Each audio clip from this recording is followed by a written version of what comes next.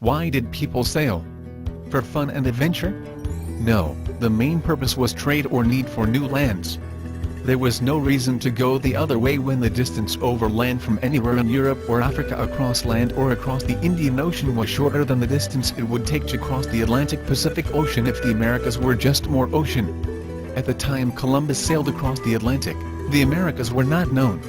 Spain, on the other hand, had just expelled the Moors, in a century-long war, and the Moors were a part of the Umayyad Empire, the largest empire in the world at the time, depicted in brown, so Spanish trade overland to the Orient was closed and Spanish trade was blocked from going around the African coast by the Portuguese.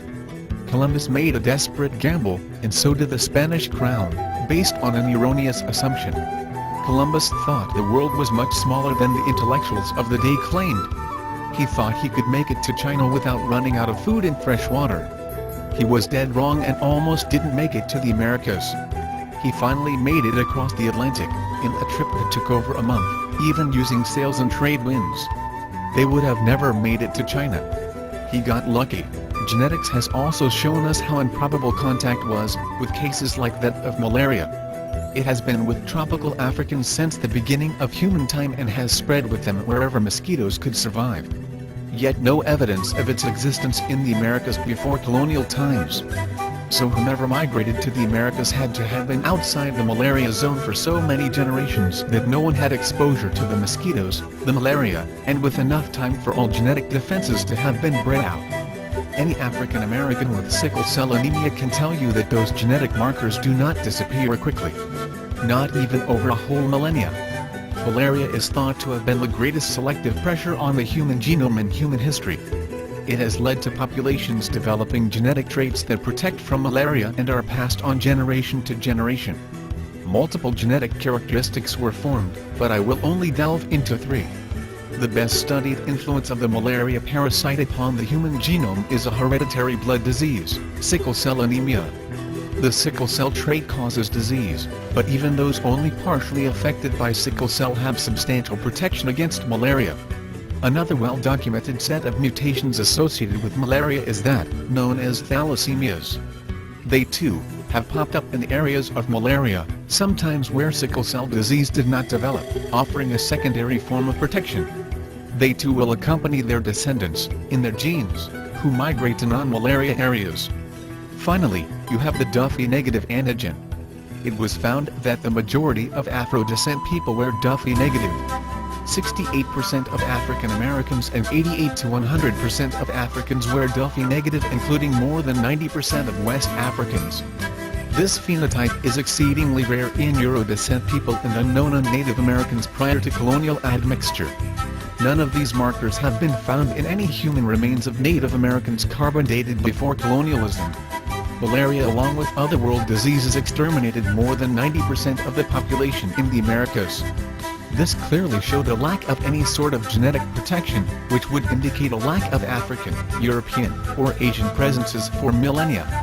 Yet, some will still argue, Occam's razor, if the stoneheads look African and not Native American, they must be African. The problem with this argument is that they are not the proportions of real humans, and as much as they do look human, they do look like Native Americans. Just not like your stereotyping of a North American native. You must look at tropical native populations. The assumption is that larger-than-life colossal sculptures are accurate in proportions in the first place. It is not only the nose and lips that are broad, the whole face is broad and flattened. And you see no prognathism or dolichocephalism whatsoever. Classic traits of African populations constantly compared to the colossal Olmec heads. Finally, the eyes are just as broadened as the rest of the face. No human has eyes that big. Just to exemplify this, I will do a little demonstration using a comparison of an Olmec colossal head and that of Martin Luther King Jr., may he rest in peace. I am enlarging the eyes of a sculpture of Martin Luther King Jr., so his eyes are proportional to that of an Olmec colossal sculpture.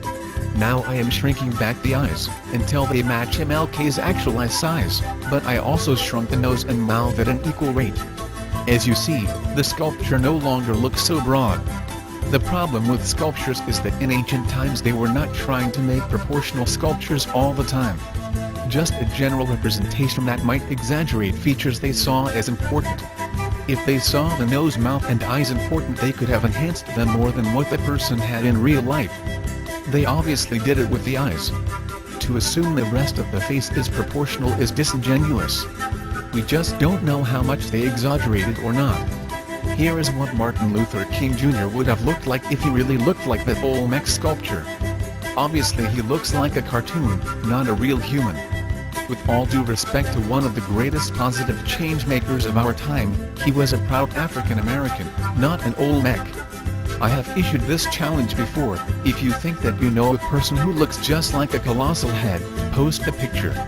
For me, I am well aware that the picture is just a generalized picture, and it describes Native Americans well, as seen by the life-size image the Olmec made of one of themselves. Looking at Olmec art overall, you see life-size stone images and jade masks that look just like Native Americans. Sure, you can nitpick and find some artifacts that could resemble Africans. You can also nitpick for those that look very Asian, or even some that look European. These artifacts also still look like natives as well. When you look at the life-size portrait of an Olmec ruler, you see the broad features and lips in a clearly Native American face with long straight hair. Even looking at the profile of an Olmec stone head, you see the similarities to that of the king's jade portrait, or that of a modern indigenous person.